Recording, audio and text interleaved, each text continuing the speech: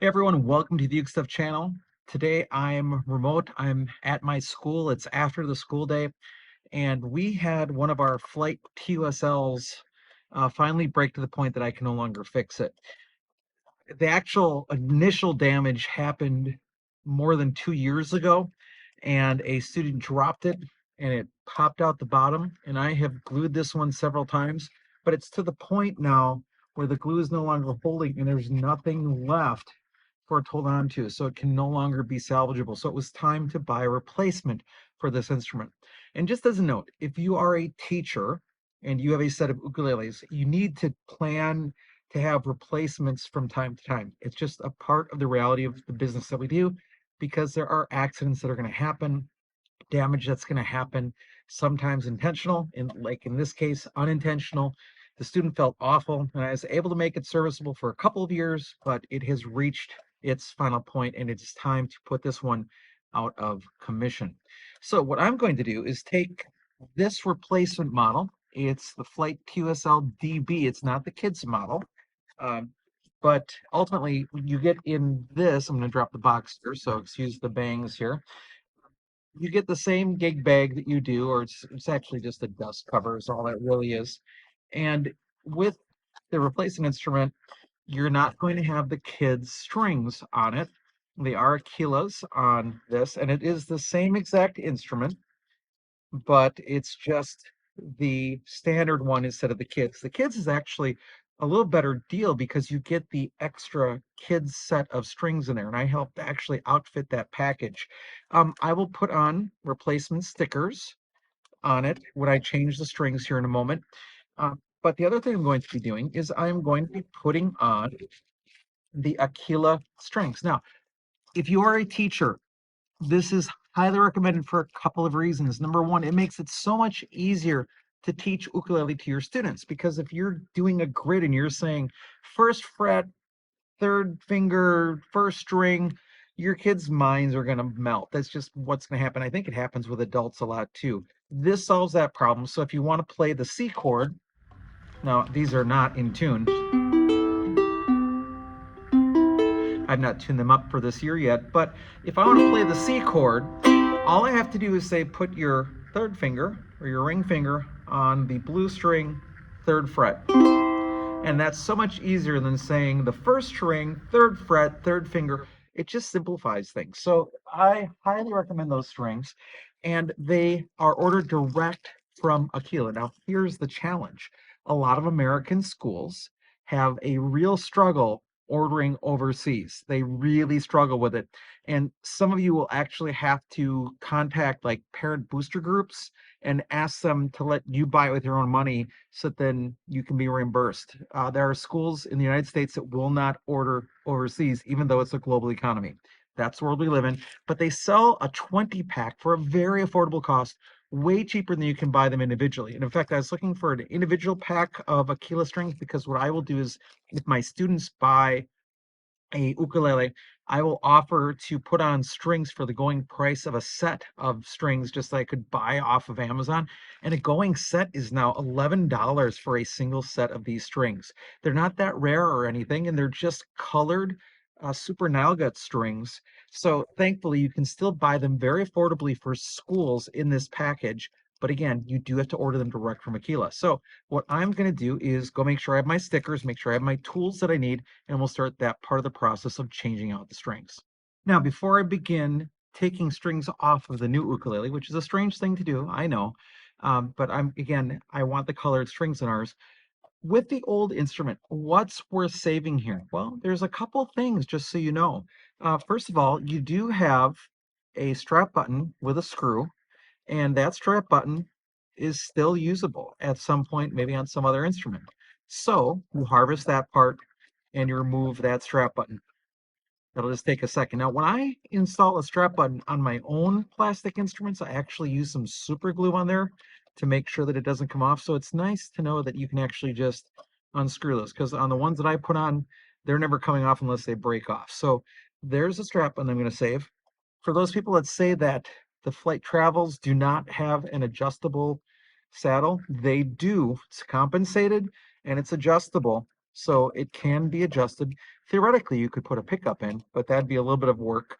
But nonetheless, I save the saddle. I've got a whole bag of saddles that I keep, so I can put that in that bag. So I keep parts off of ukuleles that are damaged to the point that they're no longer salvageable, and sometimes you end up being able to save those. And then the last piece that you want to save are the tuners. And just for the sake of this video, I won't remove all the tuners at this time, but I'll just take off one of them. Now you want to save these tuners because at some point you're going to come across an instrument that has a bad tuner. Stops working, stops turning right, it grinds, and the easiest way to solve that is you just put in a new tuner, and they fit right in the exact same hole. And then what I do is on the other side, I usually will move this Music Nomad tool and pop it out here and force the grommet out on the other side, because that's part of the tuner mechanism as well, to give it a nice look. It's better than those little bushings that they use, for example, with the Macala Dolphins. Don't like those at all.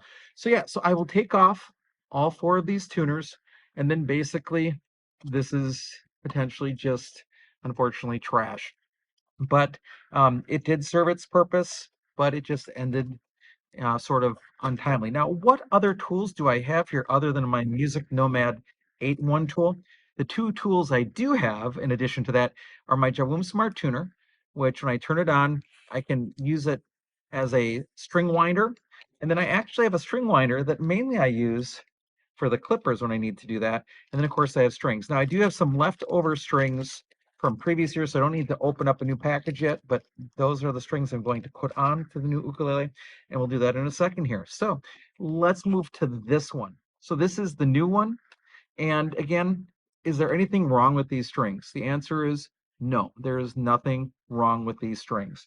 And the action here is just fine. I do not have my tool to measure action with me at the moment, but it is totally acceptable. Now it's completely out of tune, and that's the other thing I'm going to show you in this video. So I'm just walking through the entire process here. Now, I do not need to do anything with these tuners other than get the strings off. And with this, I just turn on my Jerome Smart Tuner. I hit the down button, and I'm just going to spin them until they're loose. And the strings are just flopping, and then I'm just going to go to the next one and do that. So this doesn't take very long. And these flights have a slotted bridge, so it's really easy to do string changes or at least get old strings off. Next one. I can play it as I'm doing it too. You can hear how loose and floppy they get. And the good news is I'm on blue carpet. You can't see the carpet here, but if I happen to drop a string up here that's a white string, it becomes really evident of where that string went. Sometimes we have a terrazzo floor. It's a really hard floor in other parts of this room, not on the blue carpet. And if I drop a string there, a white string, sometimes I don't see it forever. So the other thing I can do is I can just start going and just unwind it. And the way that Flight installs these is a way that I like. Some of the companies do a special twist and grab thing in the back, and then it's almost impossible to get them off without like tucking the string back. I made a video about taking out strings on a Macala. Now what I'm going to do with these is, because these strings are basically brand new and probably have never even been stretched to tension, I'm just going to save this set and tuck it somewhere, because I will have a student at some point that comes in and breaks an ukulele string on their own instrument and needs a replacement and have a concert or soprano, and then I can save that and give that to them. So that string set isn't going to go to waste. Here's the other thing. Number 40 here was one of our left-handed instruments. It's an issue of debate. Some people get really mad about it one way or the other. I personally let students choose whether they're going to play left-handed, right-handed, or just flip a right-handed, left-handed. Like some people like Autumn Best, who did some videos a few years ago when she was in high school, or even Alex Beds from Southern Ukulele Store will often demo ukuleles just taking a righty and flipping it left-handed. He's a left-handed player, but he can play a right-handed ukulele as a left-hander. He can do that too. I let students make that decision. I understand some of you are very, very strongly one way or another that, an ukulele should only be played right-handed, blah, blah, blah. I get it. If that's where you're at, that's fine. I had a big issue happen. I made a video, a podcast about it last February about my thoughts about it. So I know where I'm at. I'm comfortable where I'm at. I'm comfortable where you're at, wherever that is. But this has to become a lefty ukulele. Now, to put stickers on like this, yes, you can put those stickers on after the strings are on, but it's always easiest to do before it happens. So let's do that. By the way, where do I get the stickers? Well, the number stickers just came off of Amazon. They're just 1-inch PVC stickers and they work really well. They're also underneath each instrument. And you know what? Students at both the elementary and middle school levels have never put them back in the wrong spot, ever, in my teaching with ukuleles. And that's now been, I think, 7 years of teaching ukulele. Never. Students always put them in the right spot. There's something that we're built in that those have to line up, which is really cool. So I just buy those like that in a set, and then as I use them, I put them on, and then you replace them. So for some reason, I went through these. I don't know what happened to the other ones, but I have those 4 numbers left. So I've got number 40 here, which this one's going to be. I've got my new flight. I put the 40 right in there in the center just by eyeing it. So now that is the new number 40. And then from Sticker Mule, I had these made. Our school logo is the parrot, and they actually say music and musica because we're an immersion school. My students speak Spanish all day long, and music is generally an English-based class, although, yes, they do speak Spanish conversationally. I wouldn't say fluently, but conversationally. I understand more than I can speak, which is also true. But anyway, at any rate, I put on our school mascot as well on these. It's a whole nother story, but when we ordered these, we were originally going to have custom ones made of just acacia, like the acacia TUSLs. And in fact, there's a whole set of those that were bought, but then the school district and the supplier went a whole different direction, whereas a whole shipment of these arrived. So there's actually a whole set of kids special uh, instruments of these, 640 of them, because we bought them for all of our elementary schools in our district. Um, but there's a whole set of these available from Flight's former distributor if you're looking for those in your school. And it's a product that isn't generally even listed. So now the colors are normally going from string 1 up. A is blue, E is yellow, C is red, and G is green. So I have to flip that in my brain and make sure that I don't do it the wrong way. So in this case, instead of this is going to be string 4, string 3, string 2, string 1. So we've got to start with string 4, the green string. Now, with these slotted bridges like this, what I'm going to do is I'm going to tie a knot, and I'm actually going to tie it twice. And there's enough string here on these kids strings to allow me to do this without worrying about it.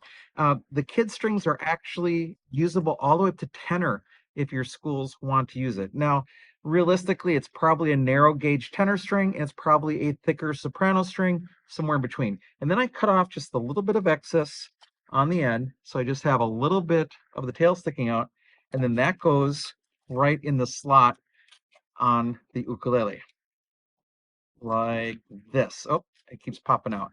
Hard to do this while I'm on video and pulling it up. So I just pull it up tight, and then I just make sure I lead it all the way up, and then put it through the hole. Now, there was recently a post on Facebook where people were showing some goofy way to lock strings, and really, I think that came from the guitar world. But here's the trick for me. I make sure that there's space, and I just lost the string down here, and I can actually wind it a little bit before I have to worry about it, but I'll try to get it in there again. But you see how I've got this little extra slack in here? You don't want too much slack, but I leave my thumb up here, and what that does is it forces the string to circle and wind down the right way. And because I'm using these geared tuners in the Jiao Wum, when I hit the up button, it's always going to spin it the correct way. So here we go. I'm going to spin it up and just let it go. And I'm going to wind, wind, wind, wind, wind. Now, if you have too much lead, then you can have some issues too. So it just takes time and practice to figure out how much lead to allow so that it actually winds the right way and it works well. All right. Incidentally, you can put some house oil or some lemon oil on your gears if you want to when you get a new ukulele or when you're doing service. But now it's not at pitch, and I'm not worried about that because I'm going to show you that next in this video. So I'm going to cut off the excess just so it isn't in the way. I'll let you see how this looks. The string is winding down. So it's the string is pulled all the way down, so it goes from the top down, and it's keeping that break angle as good as it can be. So after the green, our next color is going to be red. Red is the thickest string. It's the C string. This one usually does not need 2 knots in it to hold appropriately at the bottom, and it can be the hardest to tie. Incidentally, with the red string, I will also tell you that the red string, which is the C string, and the E strings, when you're dealing with Aquilas, are the ones that stretch the most. So your other strings will settle first, and then the red and yellow will settle last, or the C and E strings. You know, you would think that the thicker string would not settle the longest, right? It would take the longest, but it does. Now, with the C string, a little bit of suggestion, don't plan too much extra slack in your C string. Same deal, I hold my thumb, which forces the tail of the string to be just flopping around as I wind over the top of everything. But that keeps the string, again, winding down towards the bottom. And there is a couple of loops of string, which is all that you need. You don't need to tie it onto the post or anything special. That's enough. Now, the way that I wind, I don't wind with so much extra material that then I can take off the string and put it back on again with ease. The way that I wind, if I take off the string, generally I have to replace the string if that's what I'm doing. I can't just do it. All right, after the red comes the yellow, which is the E string.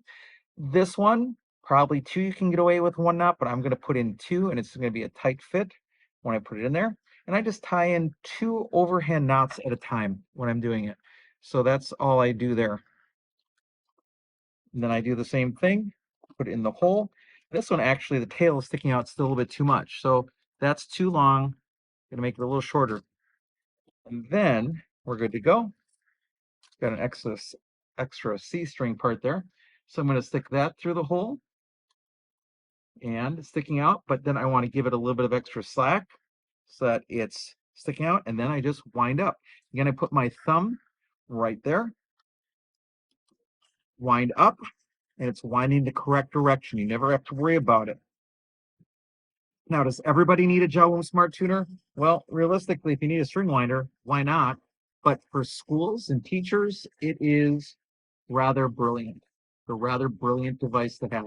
And again, I'm making sure that that tail winds above, which is my lovely sounding ukulele so far. And that's good to go. I can cut that one. And as I'm talking through it, that's why it's taking so long. And then the final string is the blue string. So we've just gone green, red, yellow, blue. All right, off a little bit. So I'm going to go at least 2 on the A string. The A string should be your thinnest string. I might even go 3. And again, it's just 3 overhand loops in a row. Pull it tight, and you get a big or bigger knot at the bottom. Cut off the excess, beat it up, tighten it. So here we go, leading it through. Now, this is a compensated ukulele, so yeah, in pure intonation, by switching the strings, you're not really doing the compensated saddle any justice. But you know what? For school environments, it works just fine. Works just fine for what we need to do. So just winding it up. Again, I'm keeping my thumb in that spot. I'm just letting the string come up, and you get enough loops. And you end up with a professional looking installation of your strings. And that is going to lead us to the next part of this video. So far, what we've done is I've talked about how to harvest parts from another ukulele for use in other projects, how to remove strings, and how to put on strings. Now we're going to talk about tuning strings. Okay, for the next portion of this video, you need to see this. This is Uke Buddy. It's on my school computer.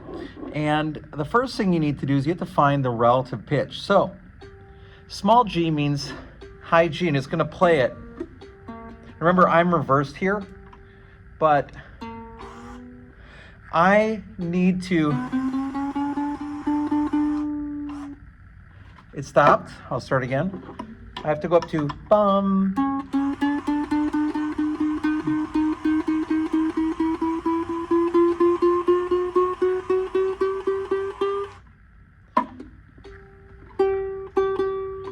And yes, you can do it by hand or with a winding tool, like this one with the clipper, but this makes it so much easier. Now, how about the C? There's the C. We go up to bum. Now, there's the auto tuner going on with this too, but I'm bringing it up to that pitch. Now, this one I'll do manually. With this one, here's the E.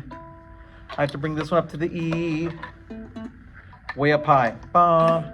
You gotta wind it the right way. If you wind it the wrong way, go the other way. I'll turn this off temporarily. I want it to go to bum. It's not there yet, you can tell. Bum. It's gonna be somewhere in there. Let's hear it again. It went down already. And then the final one is gonna be the A, way up there. Boy, I can really go here.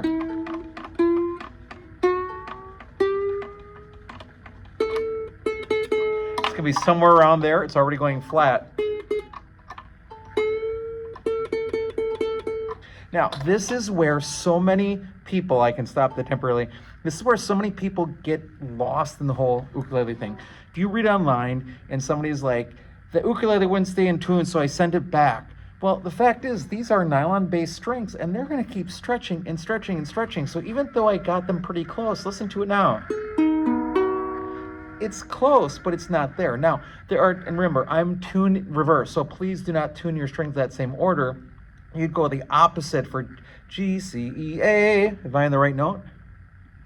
G, G, C, E, A. You'd be on those notes as you play that. So I'm using the general reference tool. You can do that on a piano too, but why not use it on UkeBuddy that works on any device, on your phone, on your tablet, whatever? No, I don't get paid by UkeBuddy to do that. There are other services too. I just know that one's there, and I use the chord namer all the time. Now, the other thing you can do is once you've got it on UkeBuddy is you can actually turn on the microphone and then tune your strings this way so it can listen for the different notes. I've got to tell it to allow. So now what I need to do is tune these strings correctly, and I got to remember that I'm on a left-handed ukulele. So the first one for me is going to be A here. It's a little flat. I'm going to tune it up until it's in the center. If it goes too high, I'm going to bring it down. So if I go too high, I got to bring it down. Next one's going to be E.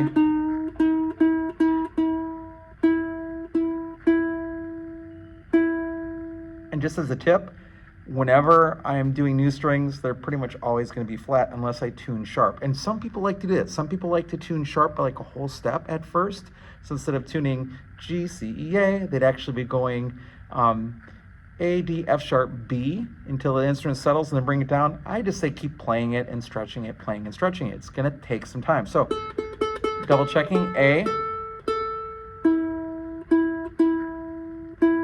You can see how much they stretch. And again, the E and the C string are going to stretch the most. And then,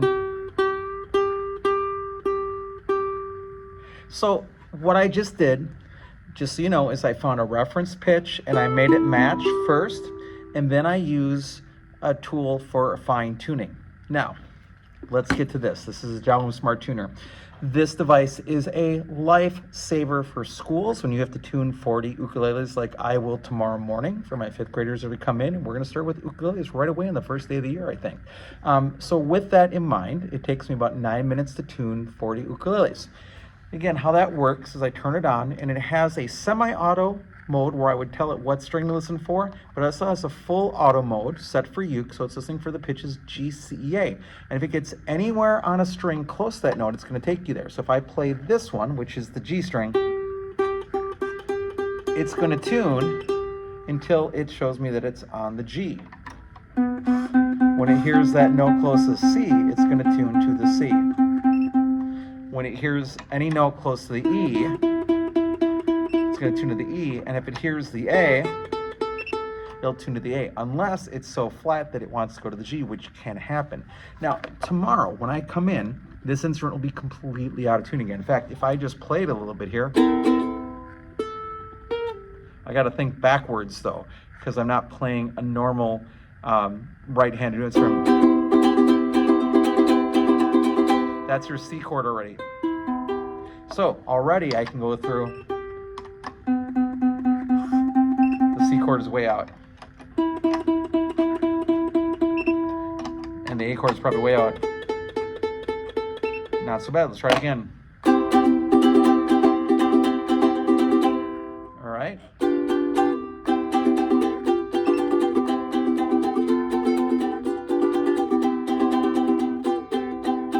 I know that's not great ukulele playing, but then again, I'm not a left-handed player either. Although I'm playing ukulele, left-handed ukulele normally like a righty. Go figure. That's how much that C's dropped. So yeah, you don't need one of these, but it makes your life easier. If you don't have one of those, you definitely need one of these. And again, you saw me use them even for string changes. And again, finding a reference pitch first is so important.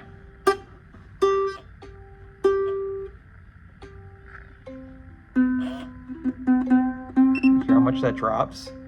And there are people that would send the ukulele back to Amazon. It's broken, it won't stay in tune. Yeah, they're nylon strings, they stretch. All right.